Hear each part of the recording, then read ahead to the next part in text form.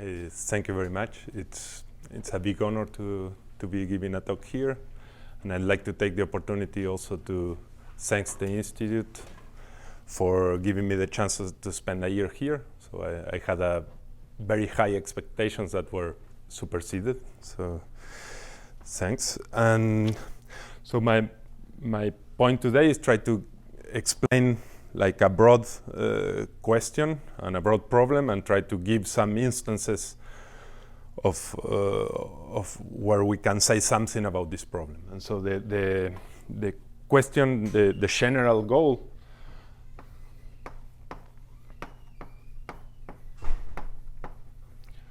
would be to try to understand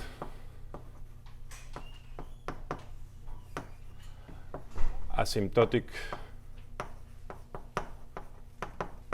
behavior of a dynamical system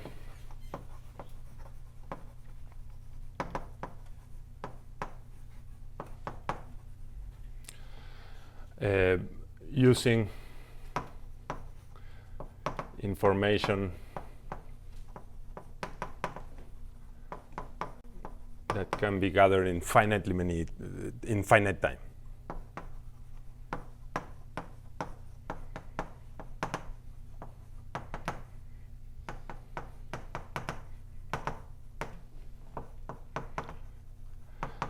And by this I mean, so it's like in dynamics we try to understand the long-term behavior of orbits, and the point of my talk is try to find instances where with static information that we can have in finite time, we can get information in long term. So I will start by giving an example of this kind of behavior. I will put it here.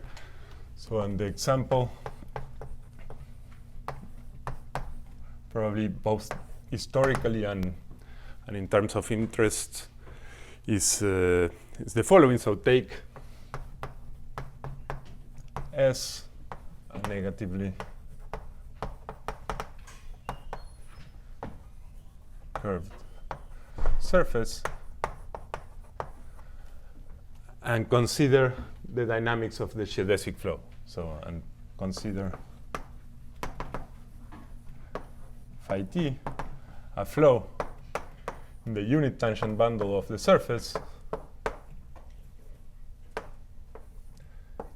given by the geodesic flow.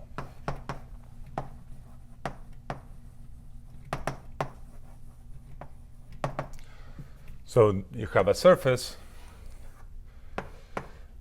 The information you have is that the curvature is negative, and then you want to understand the dynamics of the following dynamical system, which is if you take a point and a vector, you will flow it for a time t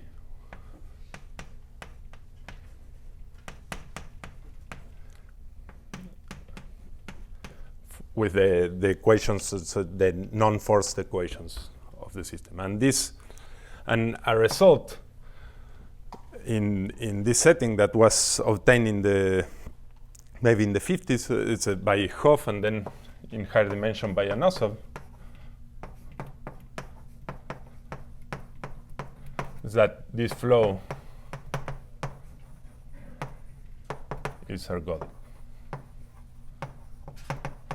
which I won't define precisely, but it means that orbits kind of equidistribute in the manifold.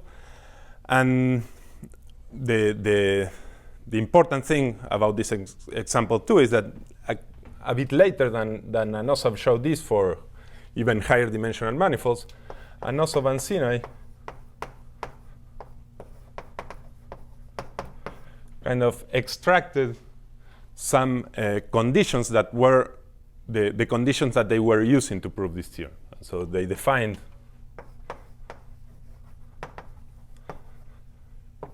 Anosov systems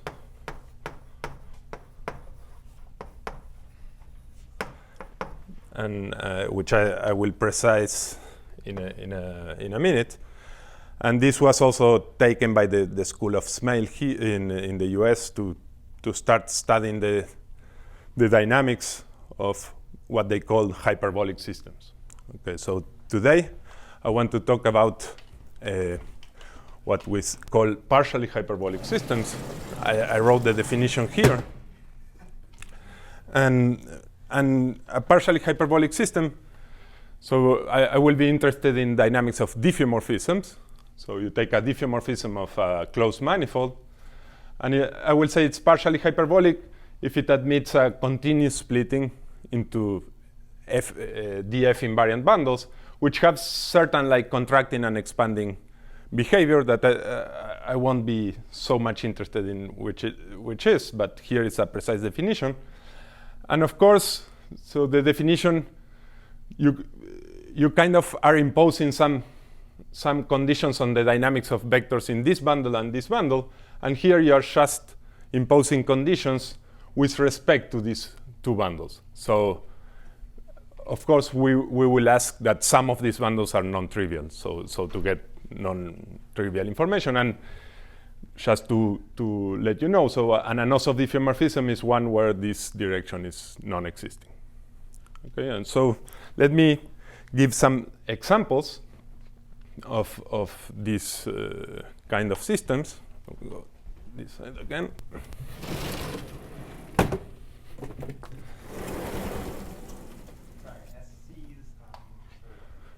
What? So this means stable, unstable, and central. That's what they stand for. And I'm asking here, so the sigma is like you can replace this. Okay, so let me mention some examples.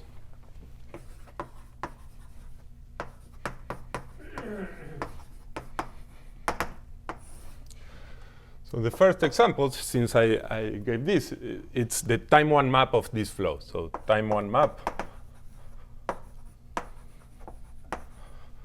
of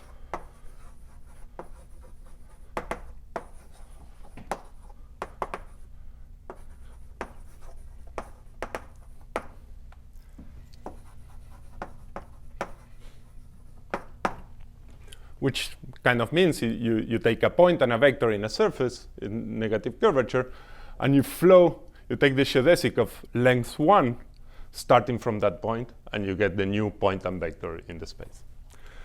And this, the generalization to anosov system, so I will make a kind of circular definition. So an anosov flow, because they will appear later, is such that it's a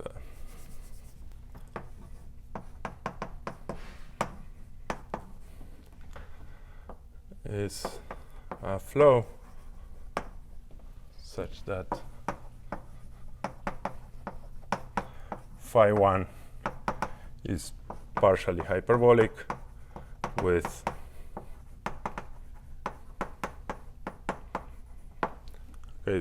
this can be taken as a definition of the anosov flow. It's not the original definition, but it's equivalent. But in general, this kind of behavior appears in many other contexts. For instance, in general, if you take like inhomogeneous dynamics, and by this I mean kind of like a translation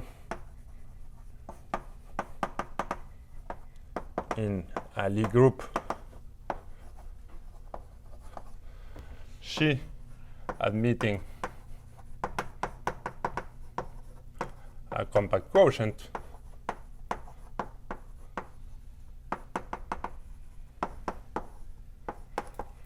So then a dynamics given by this kind of translation will be partially hyperbolic as soon as there is some eigenvalue which has modulus different from 1, which is equivalent, for those who know, to having positive entropy.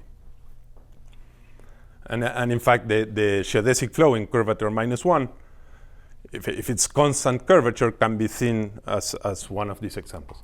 But the point of this definition is that this is a as in the beginning of the talk. This is a condition that's static. So you can check this by only knowing finite times in your dynamical systems. And this is like, I will describe it here, it's like an open C1 open condition. And it's detected by finite time, so an static I will put. I won't explain this because it's not direct from the definition, but it's something that you can do. So these are the examples, and so in this talk I will concentrate in low dimensions, but so the main problems I'd like to address it's like the first one is like So those are all uniformly hyperbolic. what? Those examples. No. So even in homogeneous dynamics, you can create. With the flats. Yeah. So if you move in a flat, so as soon as you have one direction that's contracting or expanding, you have this, but then you put the rest here. But I mean, suppose, do you have in mind when you're saying partially you want to deal with things like a stadium? No, that's kind of the non-uniform hyperbolicity, and this is yeah. And this question is the reason I'm more interested in partially hyperbolic, which is uniform and it interacts better with the topology of the manifold. Yeah. So the main problem I'm interested in is understand topological obstructions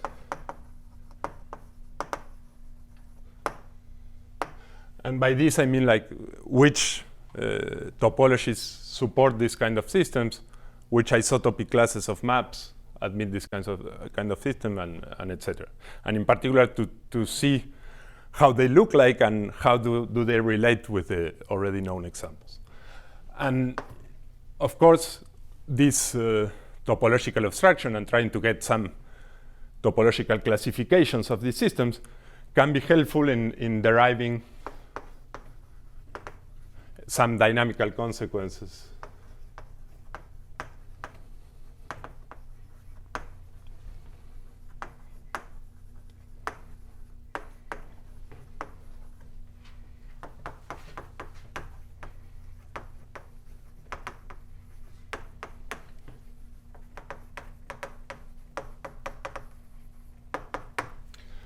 Okay, so in this talk I will restrict to a certain class of manifolds that will allow me to take some historical shortcuts and ignore some important results, but will allow me to get into the point quicker. So in this talk I will be mainly, then I will switch, but interested in M closed 3 manifold, and all these 3 bundles non-trivial. So, okay.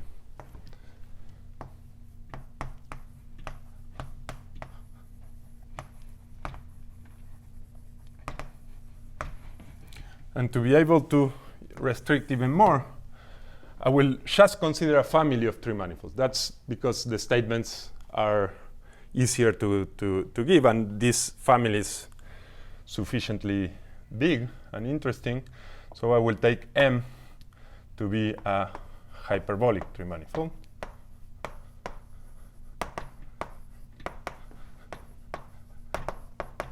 Just to clarify again for me, so like Donet's examples of geodesic flow on S2 are not uniformly hyperbolic. No, That's your no. And those, so the unit tangent bundle of the sphere does not admit this kind of systems. Yeah. But I'm kind of ignoring a little bit this. They do have, of course, all the features of They have their ergodicity, but okay, so I didn't mention something which is kind of crucial in this, is that this kind of dynamics also characterizes a robust dynamical behavior, which is not appearing in this kind of Donnaise example. So it's even if these examples are ergodic, it's not true that you can perturb the metric and they still be ergodic. And so partial hyperbolicity, and I won't talk about that, but kind of characterizes robust dynamical behavior in general. And okay, so I will, for the statements below, I will restrict to hyperbolic tree manifolds, but some things holding more generality, and what I will discuss will continue. And so the two results I want to kind of briefly discuss and explain something about are the following. So the first theorem, it's joint with Barthelme, Fenley, and Frankel, which are over there, says that if a hyperbolic tree manifold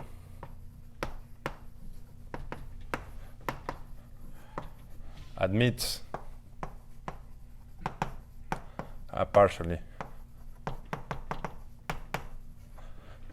hyperbolic diffeo, then it admits an anosov flow.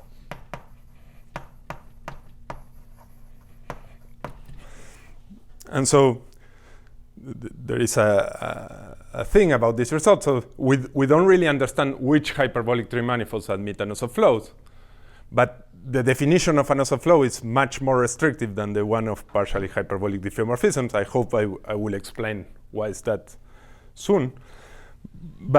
And also, we do have a certain amount of topological obstructions for manifolds admitting anosov flows. And we have even if it's not complete, a quite advanced understanding on the topology of anosov flows in dimension 3.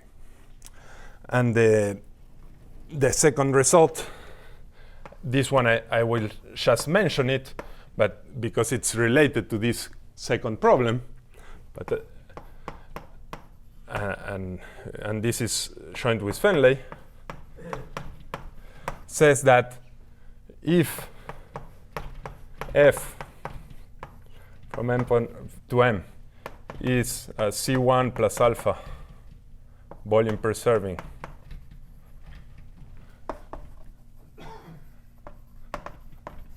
partially hyperbolic diffeo,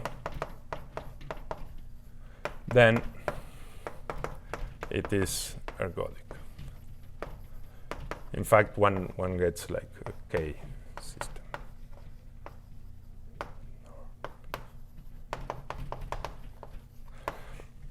And this is just to illustrate that using the structure we get here, we are able to derive some dynamical consequences.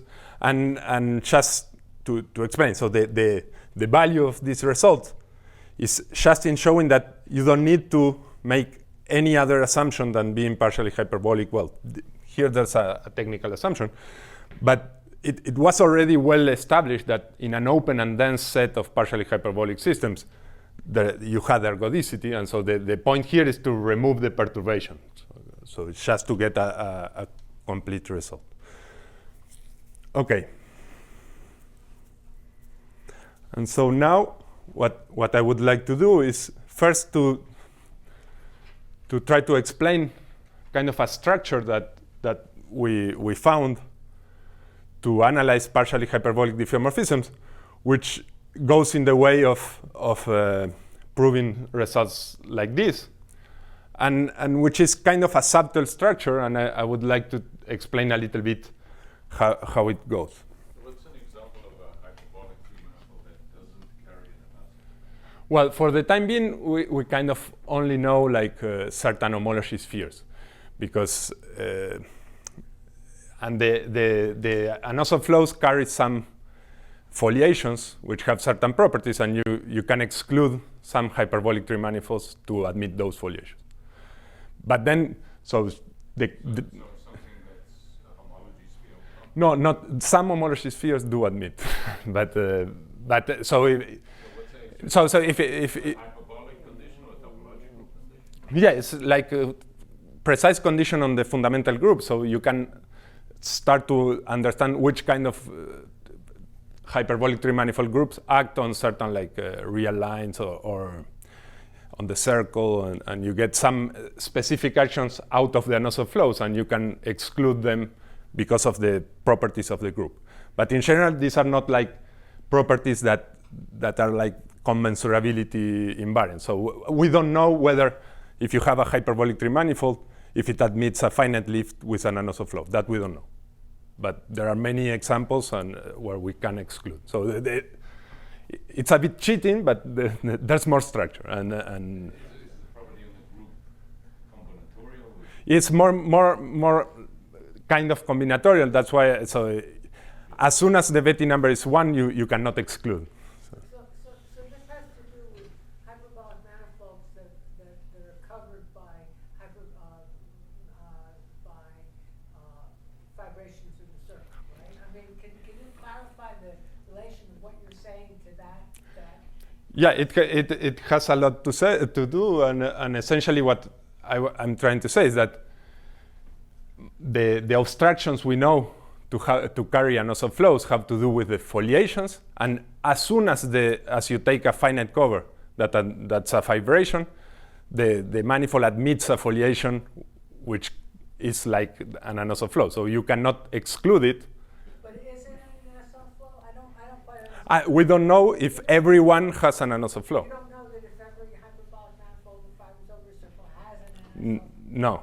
diffeomorphism or an Anosov flow. No, because so the Somehow it's not homology, there's something. there's no like criteria. So there are like families of examples of hyperbolic three manifolds which admit Anosov flows, which are constructed by Certiorari, essentially. So, but we don't have a clear understanding of which are Certiorari. Yeah. Yeah. Maybe I get some errors. Okay, and so this, so I stated in the hyperbolic three manifold because it's shorter, but it's not that it uses so much this thing. So I'll get there. So okay, so the point I want to make now is how to start from this definition and try to produce some structure to eventually like produce an Anosov flow in the manifold. So the first fact that the bundles ES and EU integrate uniquely into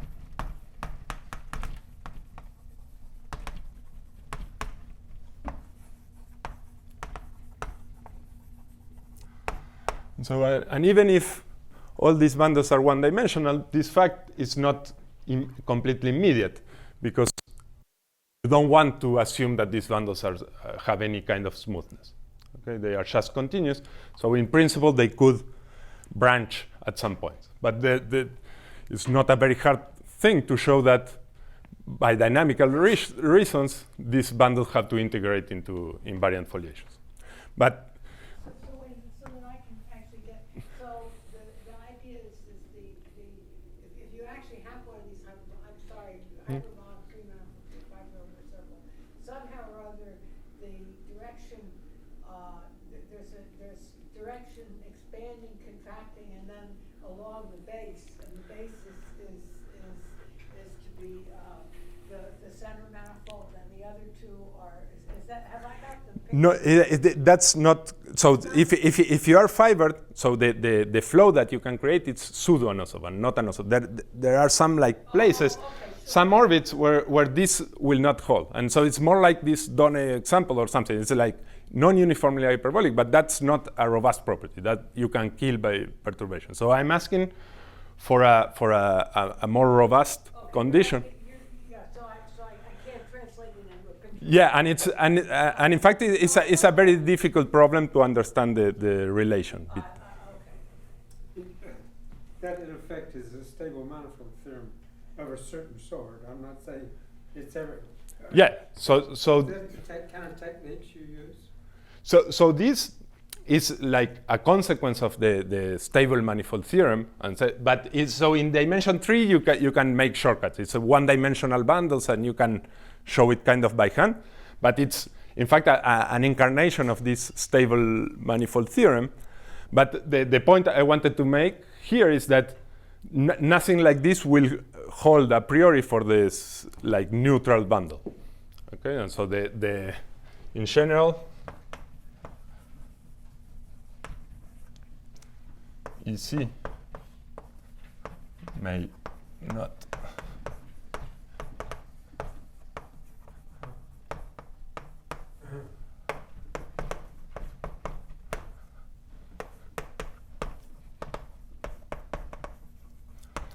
and this is kind of a big issue a priori, because for anodes of flows, the understanding of the interaction with topology has to do with understanding that you have two transverse foliations and get instructed from that.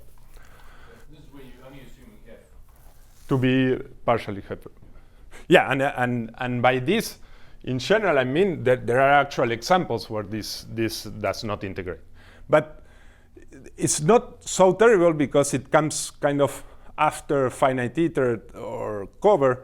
It gets not so far from being integral. I won't precise that, but it's already something that's an issue in understanding this. And so the structure that we kind of discover, and I will try to explain why it's a bit subtle, is the following. So I will give a definition, and we'll say that F is a collapsed anode of flow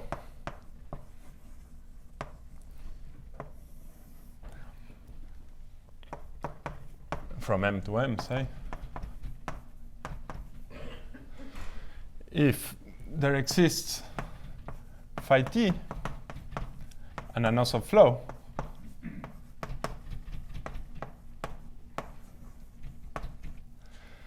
there exists beta from M to M as self-orbit equivalence. And let me hold a second on the definition of this, but it kind of says it's a homeomorphism of the manifold that permutes orbits of the flow, and H from M to M continues and such that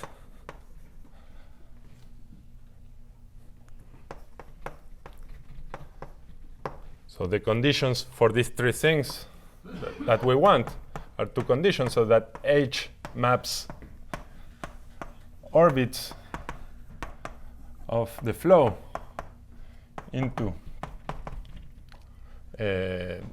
C1 maps injectively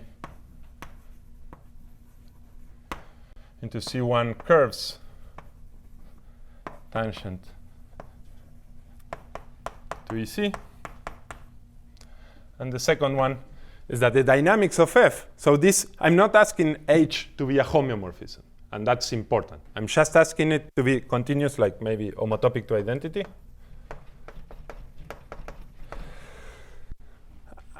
It could, in principle, take two different orbits of the flow and collapse them. That's why they were collapsed. But it maps orbits into C1 curves. And then I want that the dynamics of F up to this collapsing will be given by this map, beta. So this is written as follows. No, sorry. No, that's.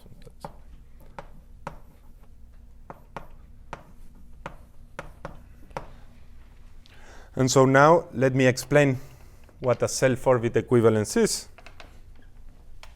It's just like a homeo of M mapping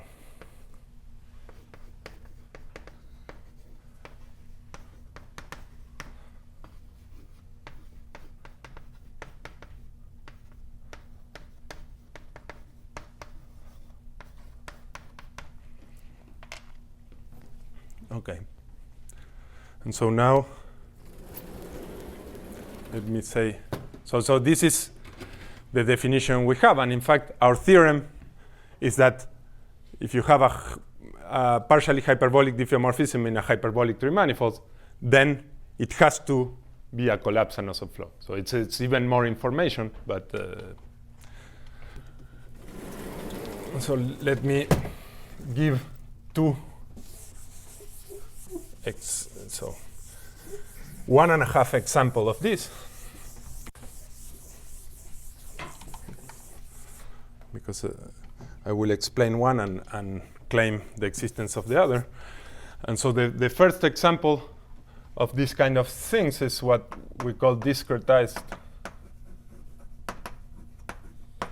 and also flows. And this means that beta fixes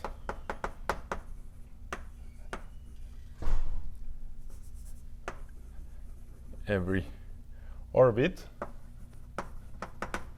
Essentially, that beta of x can be written as flow in some time, the point along the flow. And in this case, you can show that H, it's a theorem, but then you will get that H is a homeomorphism.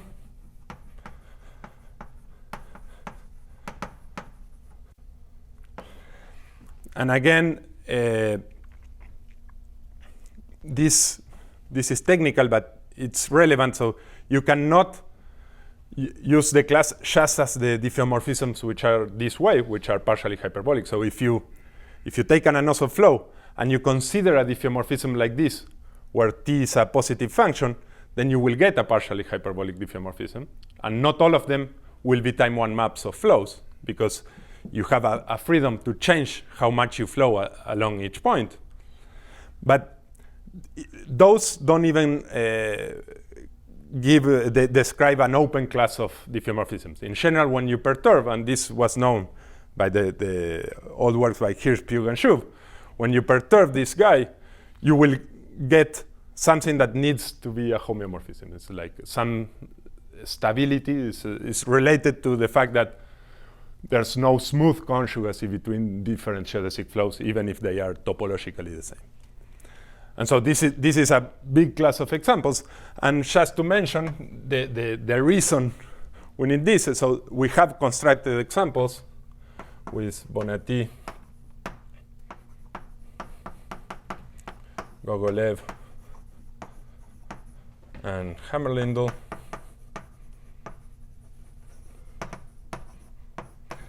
There exists examples, T1S, for instance, where H cannot be homeo. And so this I will explain a little bit better. Okay.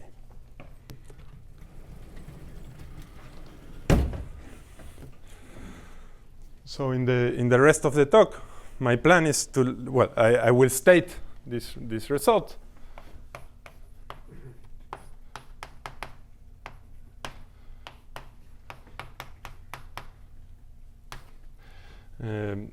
If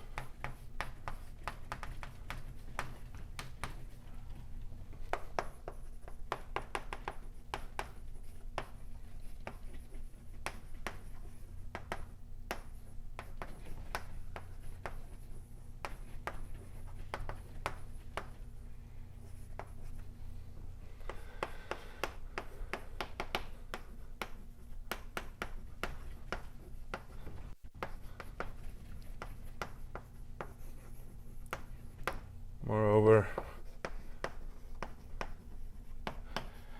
H is homeo,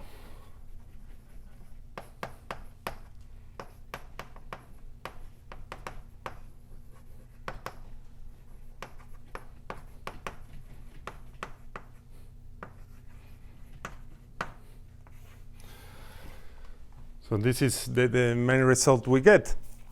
And what I will try to explain is like a toy result on which the coarse dynamics appears as an idea. And then it's just, again, I will take a shortcut to explain one idea behind this result in one context. And so the result a priori will have nothing to do, and at the end I will explain why they are related. And this is a much weaker result, but I hope it illustrates some of the ideas, and it's the following. So let F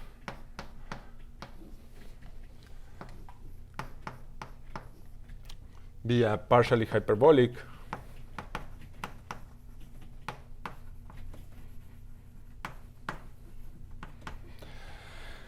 diffeomorphism of this is the unit tangent bundle of a surface of higher genus, and assume it induces pseudo-Anosov on S, and let me hold on this. Then there doesn't exist a two-dimensional F invariant foliation tangent 2.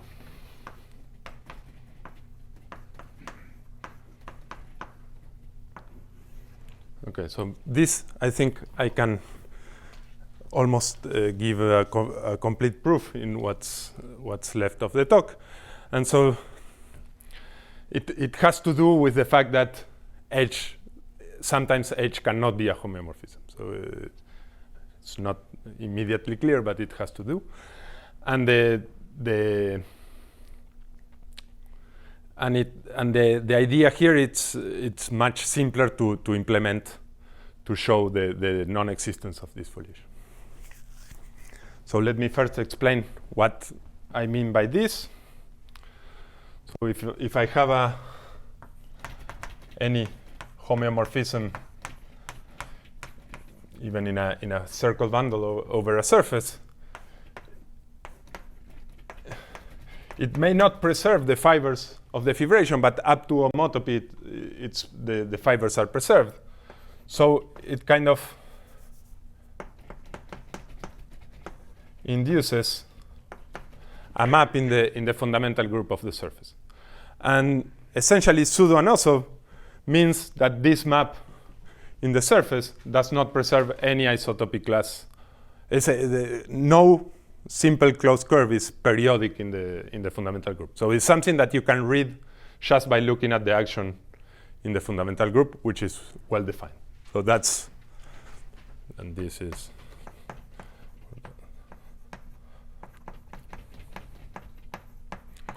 And by coarse dynamics, which will be the technique I will try to use, I mean that I will use this information to try to get some information at large scale of the dynamics of F on a potential foliation that I will have, that we should have. And so that's why showing this theorem makes things easier, because if I'm trying to show that something doesn't exist, so I can assume it exists, and this simplifies the setting. But there are technical tools that allow to do like direct proofs. Okay, so I will do a proof by contradiction.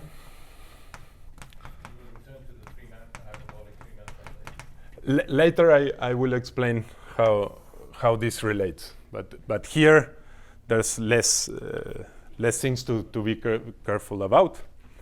And so no. So it's ES plus EC, because essentially the ES and the EU direction, they integrate. So you hope that if the center direction integrates, then you get like foliations tangent to the CS and CU, and this is like the intersection of those. In general, ES plus EU has nothing, is very far from being integrable, and that's kind of the content of this part here. But these ones, you expect to have at least some integrability. And so I will do a proof by contradiction. So assume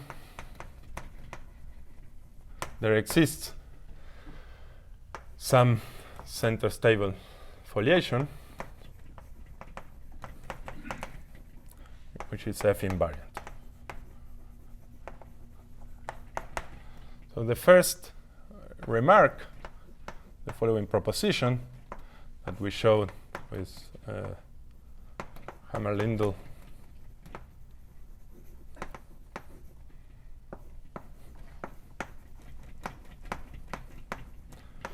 is that the foliation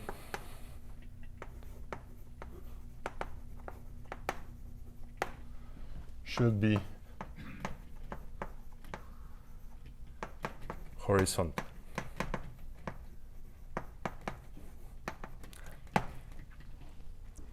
So I don't want to assume some knowledge on foliations in trimanifold, but let me say some words about this. By horizontal, I mean that up to isotopy,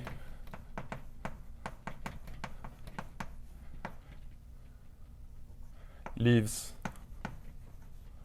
are transverse to fibers. The circle fibers of the circle bundle. And then the quick proof. So first, and this was known long ago, that no rev components, in case they tell you something. Essentially, if foliations in exist in every trimanifold, but rev components play kind of the role of singularities of three-dimensional foliations. And in this setting, if you have a rev component, which is a solid torus foliated by leaves, then a transfer flow has to have a periodic orbit. So you would find a closed curve tangent to EU, which is impossible. And then I will just say that if the foliation were smooth, then this is it, because like the main result of Sturton's thesis is that this implies that the foliation is horizontal if it's C2. If it's not C2, you need to work to discuss the potential case, and you get this result. And the good thing about having this is that now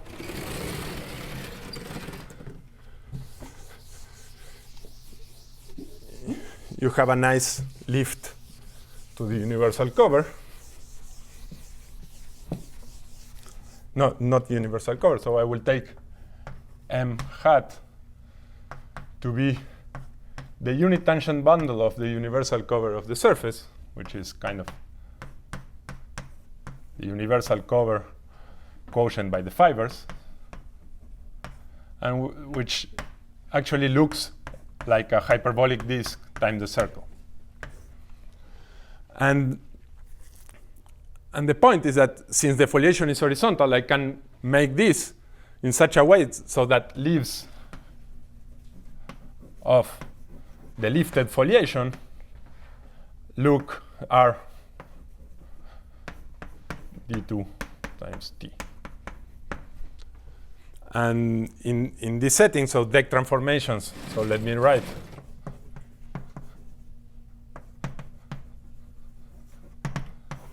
Are, which can be identified with the pi1 of the surface, are like gamma acting on xt is of the form rho of gamma of x. So it acts as a hyperbolic isometry here, and it acts by some homeomorphism of the circle in the other direction. And f, if f hat is lift of f, since since it has to preserve this foliation, you have a particular form for the dynamics here. So it induces a circle morphism. So I will write it like that: f hat of xt equals f hat 0 of xt, comma f.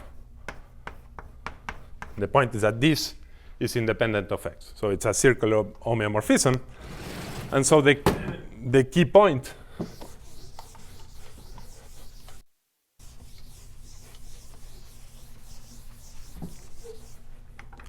of the proof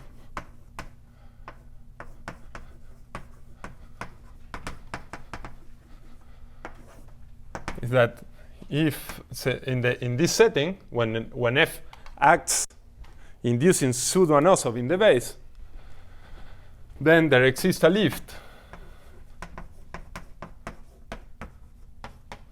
to m hat such that it preserves a compact set T inside m hat, which intersects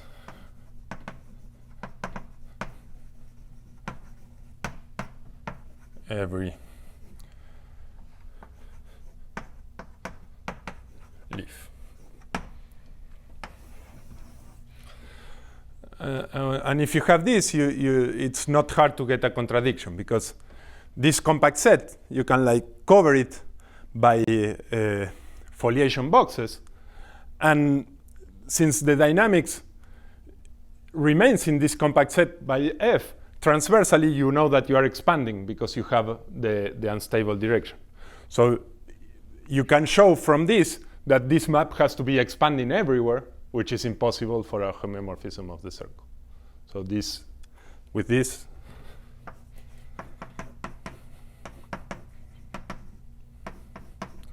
contradiction.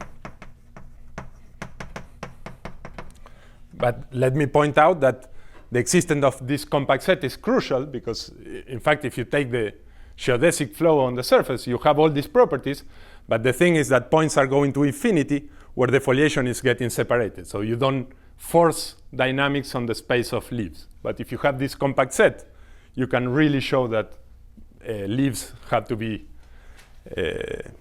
expanded. And so let me say some words about this, and then I will come back to the hyperbolic manifold case. Can you say what the word coarse dynamics means? It's what I will say now. Yeah. So the coarse dynamics is what I will use to show this key proposition. I'm sorry, I really am confused. Yeah. You say ES and EU integrate to F invariant foliations, and now down there it's suddenly EC, and I don't understand, I can't understand. I said, so ES and EU integrate into F invariant foliations. Yeah. But their sum, direct sum, does not necessarily integrate into F invariant foliation. And the center may not integrate to invariant foliation. I said, But here you say ES plus EC. yeah, so this is not, it's not automatic that from here you can show that this EC does not integrate. That requires more work. But I'm only showing this. Okay. So it's just like to show this idea that I will explain now. And so this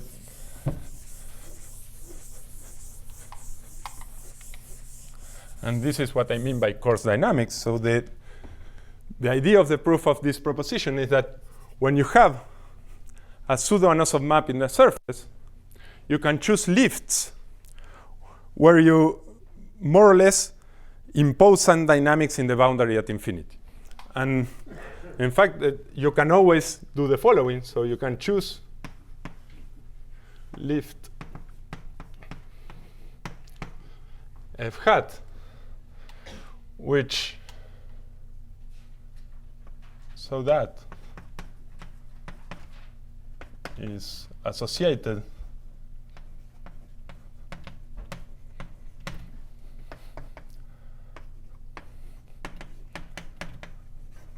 So here I define this Xi star, which is well defined up to a homotopy. But up to homotopy, the drawing of the dynamics at infinity is well defined. So, and that's why I call it coarse dynamics. And you can choose one so that the picture looks like this. You have two attracting points and two repelling points. And the important feature about this lift is that as you take larger and larger balls, the images get, so the dynamics at infinity looks like this. But they look like this in a strong sense that you can gain information inside the disk. So if you take a very large ball, then the image will be by Xi, will be something like this. And this is getting more and more close to this as soon as I take the disk bigger. It's like an exponential expansion. And the point is that exponential expansion like beats finite distance. And so we know that each one of these maps, f0, xt, is bounded distance away from whatever lift I've chosen here. So if I take a large enough ball, then the image by any one of those will look like this. And then I can iterate this to construct a compact set. And that's the content of that proposition. So in the minutes I have, I'd like to explain what's the relation between this and hyperbolic three manifolds. And that's like a big history, but I will try to explain mainly what has to do with this argument. So essentially,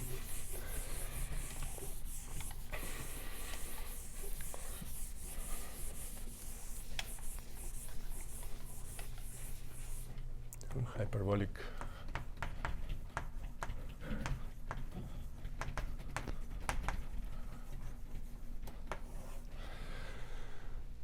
so how does the structure of this theorem go?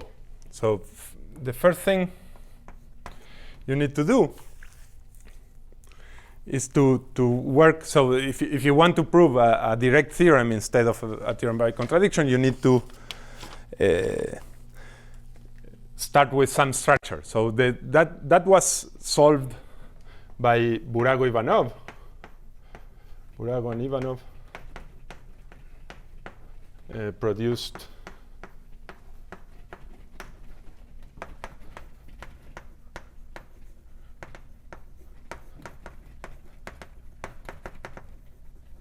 and this is a technical object that in some sense allows you to work as if you had these foliations.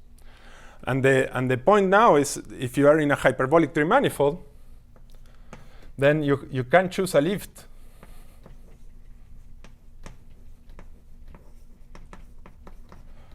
up to taking an iterate, which is bounded distance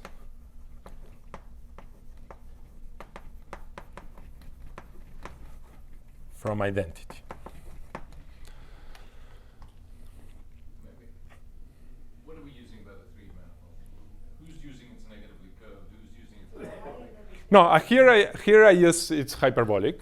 But in the first film, right? This is general. So this is for general partially hyperbolic diffeomorphisms. And I'm trying to explain the structure of this. But at some points, I will use hyperbolic three manifold, for instance, here, where I'm using like most or rigidity.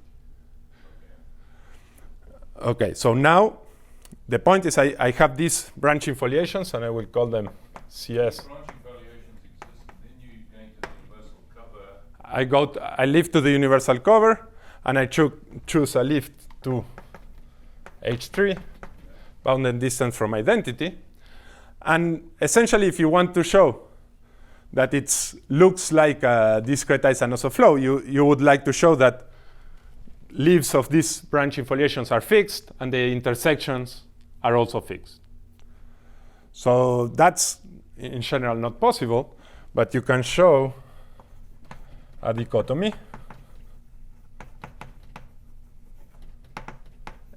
either leaves are fixed by f tilde,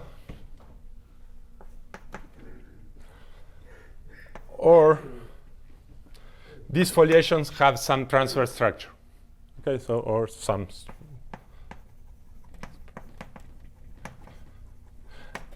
And f hat. So and the structure means that the H3 quotient by this, and you need to make a definition of this because this is not foliation. This is kind of a line, and f hat is translation.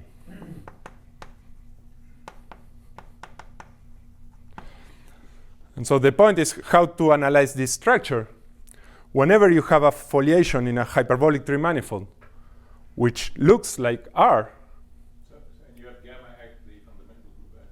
Yeah, so I mean, here I'm taking what's called the leaf space of the foliation. So this means essentially the foliations could look like this. You could have leaves like this that are accumulated both sides by leaves. And this is, the quotient is non-Hausdorff. But if there is some leaf of this which is not fixed by F, then we can show that the space of leaves looks like R, and F is acting as a translation. And there's a theorem by Thurston and then by Fenley and Caligari that tells you that whenever you have a foliation like this in a hyperbolic tree manifold, you have a transverse pseudo-anosov flow. And once you have that F looks like a translation in this foliation, and you have this pseudo-anosov flow, now you can play to the coarse dynamics arguments and try to produce these invariant sets in the middle.